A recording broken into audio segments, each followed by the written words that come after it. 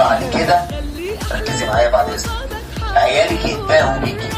الناس اللي اتفرجت النهارده على اللايف بتاع الصبح بتاع الفجر، انا مع بنتي ما رضيتش، اسمع يا ابني، ما رضيتش تخش تنام وقاعده على الكنبه ورا الكاميرا عشان تتفرج على اللايف، عشان نفسها تبقى كده. اعمل الحاجه اللي تخليك قدوه لغيرك، تخليك رمز يا رحيم لغيرك، تخليك حد محترم في عين الناس. الانسان لا بشبحنه ولا بتفاهه ولا بشقاوه، ولا الانسان بعمله ده يعني بكيانه بكاريزمته.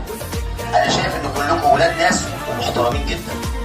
انا شايف ان الولاد اللي هنا والله لو شغلوا دماغهم الذكيه دي في حاجات ليها قيمه والله هتبقوا في حته ثانيه. ما انا عايزكم تبقوا في حته ثانيه، عايز كمان 10 سنين اشوفك او اشوفك اقول دول كانوا ولادي، اتباهى بيك، افتخر بيك. كلكم تستحقوا تعرفوا قيمه نفسكم. قدر نفسك، اعرف قيمه نفسك.